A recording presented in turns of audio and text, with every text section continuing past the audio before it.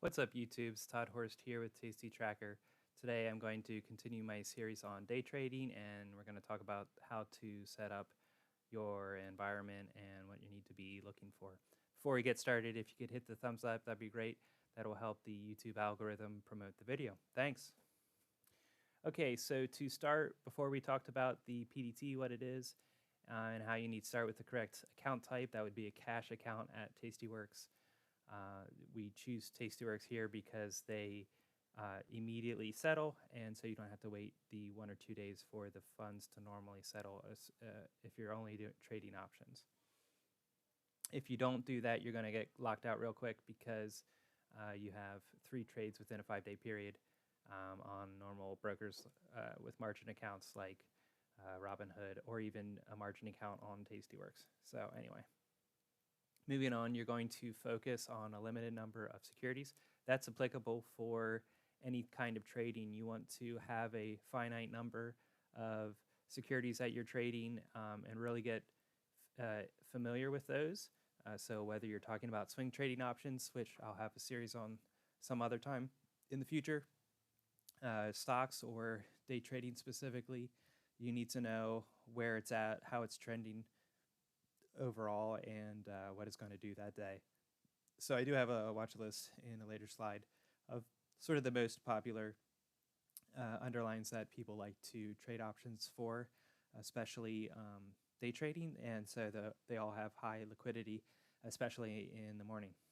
I do recommend paper trading. Normally I'm against that, but you can lose a lot of money very quickly if you don't know what you're doing. So it's generally good to at least write it down for a little bit where you would enter and exit. Honestly, the day trading isn't rocket science, but you do have to have a couple rules in place so that you can be successful. You do need to have realistic expectations, which again is the same with everything. If you have any options experience and you're looking people on Reddit and Discord that have huge gains, yes, that's possible, but more than likely they blew up their account before that, or they will after that, even after making outsized gains. It's just not a sustainable kind of thing. And so we'll get into that here in the next bullet point, which is just my account sizes. I have 3 accounts that I actively trade in. Sorry about the dogs. But you can notice the decrease in my ROI expectations, and the more money I have in the account, the more conservative I'm going to be. So for my day trading account, I only have $300 to $500 in that account, and I'm looking to make $40 a day. Some days I lose some days I make some. Yesterday I made $273 off of about $480 at the beginning of the day. However, some days I lose some. So I think overall it's probably best to aim for 40, and then once you hit your 40, you stop. That's still an extra 10 grand a year. So I'm pretty sure, I mean, most of the people I know would be more than happy for an extra 10 grand a year.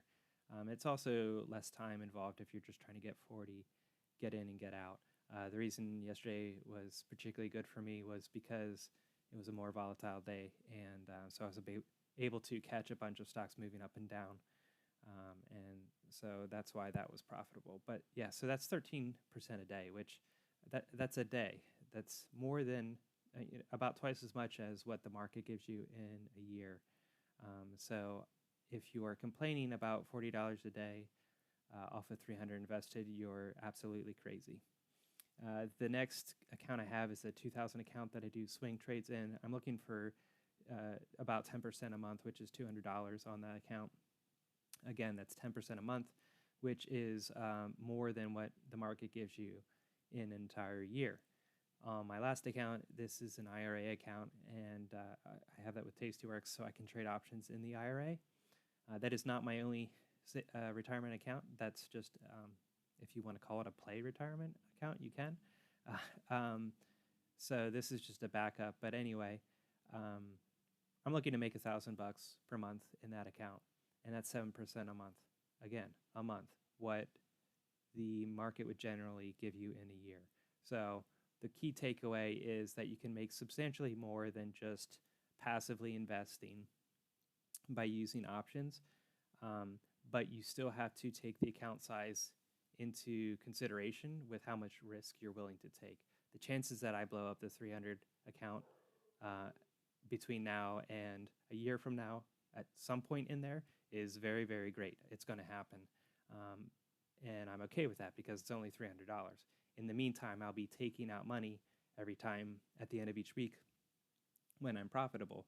The $15,000 account, I don't ever want to blow that account up. It needs to continue to go up, even if it's slow but steady. But I'm not willing to lose that money. So the more money you have to learn to not gamble it and protect it, whether that's hedging or just being conservative as far as options are concerned. And if you're going to try to aim for that 13% a day with anything sizable, you're pretty crazy, or you have a lot of money and you like to gamble. But for the average person, it's good to just learn the discipline and expectations for what you should be getting with each account size. So how to set up, I'm looking for stocks that are, again, always high liquidity. That means they're your name brand everything. So what do you think of when you think of clothing? Nike. That's going to be, Nike's a very popular one. What do you think of for stores that you shop at? Target and Walmart. Even if you don't specifically like those stores, it's insane to argue that they're not very popular. So you're going to look for the biggest names that you can think of. And the price we want to be between 25 and 500. That's simply because you can buy calls and puts on those that are pretty affordable. I trade McDonald's a lot. That's actually my second most profitable ticker. And it's fairly cheap. You can get decent calls or puts that aren't too far out of the money and are relatively short, but they're just in the perfect sort of range expiration-wise. I have traded Amazon. That's actually my most profitable ticker. However, I have to risk a lot more per trade, usually around $200 to $300 per trade. So if I call that incorrectly, that one trade will blow up my entire account. So that's a lot of risk. It's much safer to play some of these lower priced ones. So definitely don't go for the higher priced ones till you have more experience and preferably more money in your account. So I briefly mentioned it there. The higher price it is, the more expensive the calls and puts are going to be to purchase. And since, again, this is a cash account, we can't do spreads to minimize that cost. We can't sell things, so we're basically limited to just buying naked calls and puts. And so in order to afford it, if it's the higher price the security is, either you have to move the expiration really close, or you have to buy strikes that are really far out. The further out the strike that you purchase is, the less it's going to move. So if the stock is $100 and you're buying a $200 call, even if the stock moves up to 120, that $200 call is basically not going to move at all. And theta is the time element. That's a Greek, and we'll get into that in a later video. But theta will eat away, it will erode the value of that contract more than the increase in the stock value. So you really have to purchase as close to in the money as you can, or at the money. But it's a balancing act. You sort of want to get something that's affordable and close to the money, but not blow up your account. So that's why this $25 to $500 account is the sort of the sweet spot. But then you are increasing your risk and your effectiveness if you shorten the expiration. So that's the end of the sub-bullet point there. If I buy something that's going to expire tomorrow and I'm wrong today, I can't hold it and hope to be right tomorrow. I mean, I can, but chances are I'm going to be wrong and lose my money. So if I were to buy it for the next week expiration, then at least gives me some time to be right. Okay, second bullet point. A $15 $50 position on CMG with 1 day expiration is a sure loss. Theta is too much. Yeah, so in order to CMG's Chipotle, in order to buy a call that's $15, it's going to be way out of the money. And so you're just throwing your money away unless for some reason Chipotle had a huge move in the last day, and it's just not going to happen 99.9% of the time. So you might as well just use that $15 and go get a breedable. Okay, next point is opening positions. So you want to give the first 5 or so minutes to see what the market's doing, but you can't wait too long. The highest volume is in the morning, so if you take too long to make a decision, you're going to miss all the plays, and that's sort of why I stop at 10. The latest I'll go for sure is 10:15. I try to be out of everything by 10:15, so I don't even like putting on any new positions after 10. But yeah, so again here, there's no volume, and you can't make any money if the security's not moving at all. The first, as the market opens, basically every chart you'll see go up and down and up and down, and that's where you're making the money off of those short swings between the top and bottom of those ranges in the first 10 or 20 minutes of the market being open. After that, the market sort of determines where that stock's going to be for the day, and so a lot of times you'll see it be relatively flat.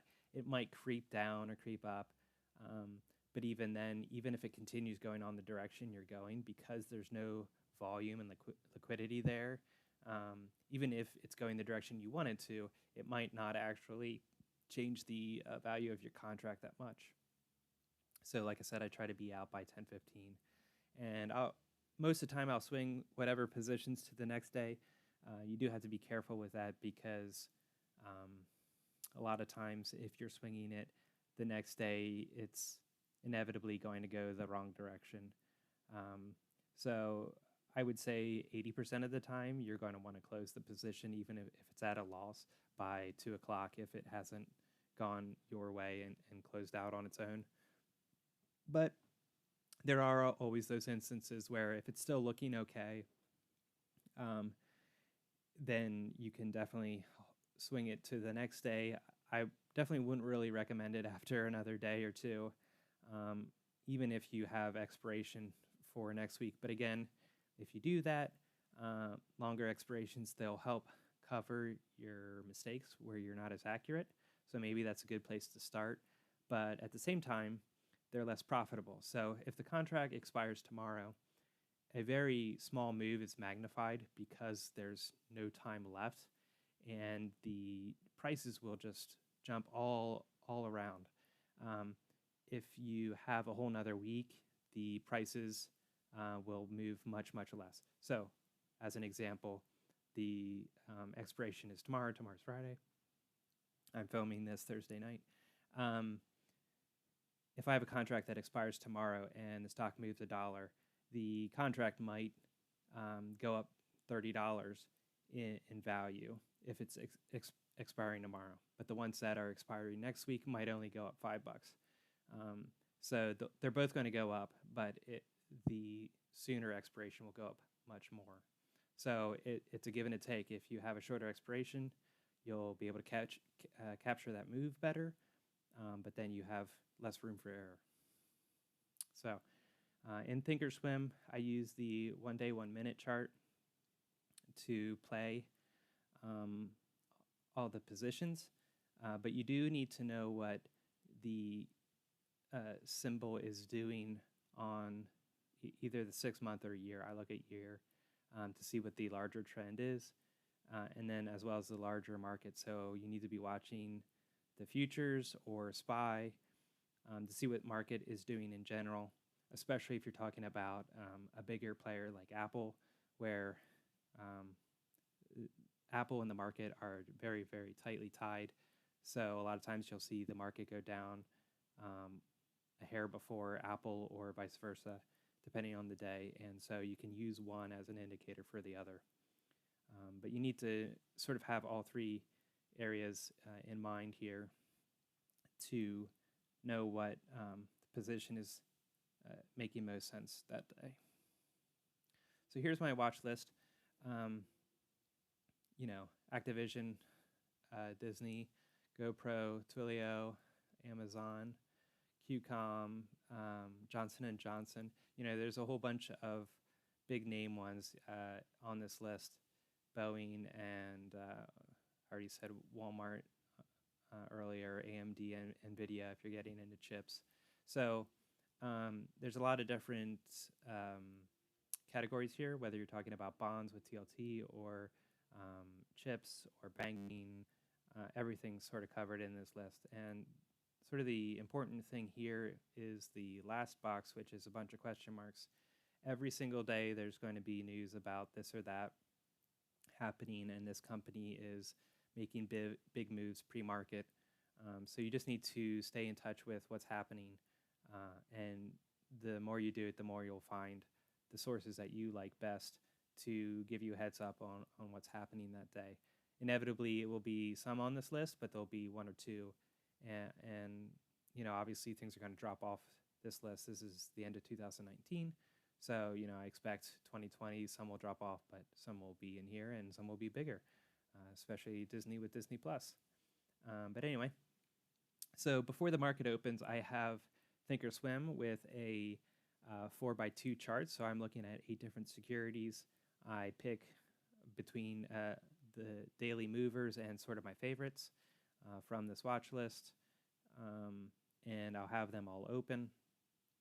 And I'm looking at them before open to see what they're doing, and then as the market opens for the first 5 minutes, I'm definitely going to be looking at 8 securities at a time. Once I decide on a couple that I'm going to play, typically I like to play 4 in a given day, and I'll then change my chart to a 2x2 so that I can see more information on the 4 that I'm playing. I do have a note here. Typically, it's just the odds. 3 are going to win, and the 1 is going to end up being a loser or a swing trade. So, if you get 4 wins in a day, count your blessings. But most of the time, you just got to get used to 1 losing. I would say normally with swing trading, I'm trying to get out at 25 or 50%. And with day trading, I really I'll start off shooting for the moon at 25%, but I'm on it really to let my winners run as much as I can. As the morning goes on, so you're getting closer to 10 o'clock, you might be shooting just for 10%. So the more the time goes on, you're going to have to start scaling back what your expectations are of any move, again, because they get less and less. So once you get to the point where you don't think you're going to get 10% on a move, what's the point in that point? You're risking more than what you have to gain. I do try to avoid earnings 2 to 3 days before and after. That doesn't always happen. And, sometimes you could say, well, there's a lot of money to be made because there's a lot of volatility, and that is true. However, it's very unpredictable. So I've definitely seen it so many times where it'll completely flip on you. And so I'd rather just not participate until the dust is settled a little bit. I did talk about the scanners. Basically, every single platform has a bit of a headlines type of features. I use CNBC a lot, but StockTwits or any of your favorite scanners. I don't actually have a official scanner in Thinkorswim that I use on any sort of frequent basis. I mainly just use headlines because what everybody's reading is what they're going to be playing that day. So I'm going to want to be in there as well. This is sort of goes back to the self-fulfilling prophecy where people are in what they think is going to move. So so doing a scanner in Thinkorswim is helpful, if you're looking at volume or whatever. But it's just as easy to pull up CNBC and see what's hot that day. Make sure the move has legs, whether you're using MACD or RSI or whatever, or a combination. You don't want to get into something that's going to stay flat. You can't make money through options when you're buying them if it's going to stay flat. So you need that good move up and down. And again, it's pretty easy to see it on a chart, but again, I guess that comes with practice.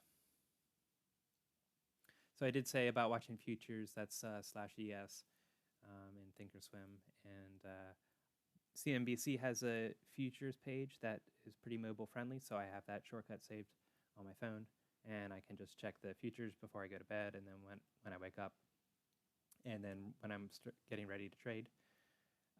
They also usually have a headline at the top that talks about the daily movers, and so that's a really quick way to see what stocks are hot.